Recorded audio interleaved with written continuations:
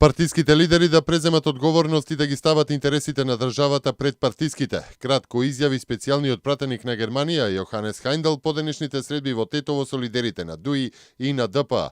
Хајндел по разговорите со Ахмети и со Тачи во нивните партиски седишта за медиумите само рече дека неговите ставови остануваат на линија на претходните соопштенија на високиот представник на Европската унија за надворешна политика и безбедност Федерика Могерини и еврокомесарот за проширување Јоханес Хан. Со овие средби Хајндел ги заокружи разговорите со потписниците на договорот од Пржино за политичката криза во Македонија и можностите за незиното надминување. Специјалниот германски пратеник вчера во Скопје разговараше и со лидерите на ВМРО, ДПМН и на СДСМ Никола Груевски и Зоран Заев, како и со председателот Ѓорѓе Иванов и председателот на Собранието Трајко Велјановски. Шефот на македонската дипломатија Никола Поповски денеска во Брисел имал средба со германскиот министер за надворешни работи Франк Валтер Штајнмајер. МНР на Германија преку Твитер објави дека двајцата размениле мислења за политичката криза во Македонија. Поповски на покана на генералниот секретар на НАТО Јенс Столтенберг денеска учествува на состанок на ниво на министри за надворешни работи во формат Северноатлантски совет и оперативните партнери во мисијата решителна поддршка, што се одржува во седиштето на Алијансата во Брисел. На маргините на состанокот беше најавена и билатерална средба на Поповски со помошникот државен секретар на Соединетите Американски држави Викторија Нуланд, како и со Мевљут Чавушоглу од Турција, Петер Сијарто од Унгарија, Никос Кодзијас од Грција и со Даниел Митов од Бугарија.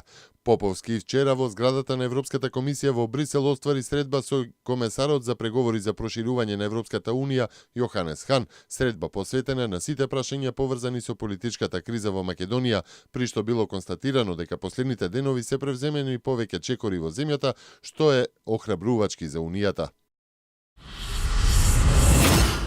Договорот од Пржино е спроведен во најголем дел и не е мртов. Неговата имплементација продолжува, вели за Радио Слободна Македонија министерот за здравство и член на извршниот комитет на ВМРО ДПМН Никола Тодоров. Нов пржински договор не е потребен, од причина што договорот се спроведува. Опозицијата кога сака нека каже, 100 дена пред избори ќе влезат во владата, ќе имаме избори, ќе изгубат на тие избори и ќе заврши кризата. Од друга страна имаме сериозни реформи според Прибе кои ни престојат. Избори и реформи не одат заедно, така што или ќе имаме избори за 3 месеци или реформи за кои е потребно најмалку една година. Ние сме подготвени и за двете опции, посочи Тодоров за Радио Слободна Македонија. Речи си целосно е запрено повлекувањето на депозитите од банките по шпекулациите во врска со политичката криза во Македонија, посочи гувернерот на Народната банка на Република Македонија Димитар Богов. Во интервју за Reuters тој посочува дека во текот на април биле повлечени 1,8% од депозитите во банките, што е прв таков случај по повеќе години постојан раст на депозитите. Во изминатите 2 недели гледаме стабилизација на ситуацијата, а повлекувањето на депозитите речи си запре. Има показатели дека граѓаните ги враќаат депозитите во банките, поради што сметаме дека најлошото е завршено, истакнува Богов.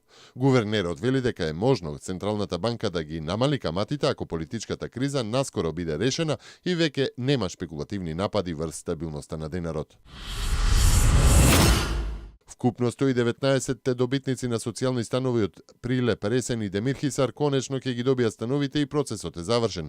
Решенијата ќе им стигнат по пошта на сите добитници на социјални станови, потврдија денеска министрите за транспорт и врски и за социјална политика Владо Мисајловски и Диме Спасов и директорот на Државното акционерско друштво за стопанисување стостамбен и деловен простор Цветко Гроздановски. Иницијативата на НАТО за прием на Црна Гора може да доведе до натамошно зголемување на тензиите во Европа, изјави денеска портпаролот на Кремљ Дмитри Песков. Од наша гледна точка, понатамошното проширување на НАТО во целина е процес со негативен предзнак. Тој процес со ништо не придонесува за европската безбедност, туку напротив, може да доведе до натамошно зголемување на нивото на тензии на континентот, изјави Песков. Неговата изјава следи откако вчера министрите за надворешни работи на земјите членки на НАТО го потпишаа протоколот за зачленување на Црна Гора во Алијансата.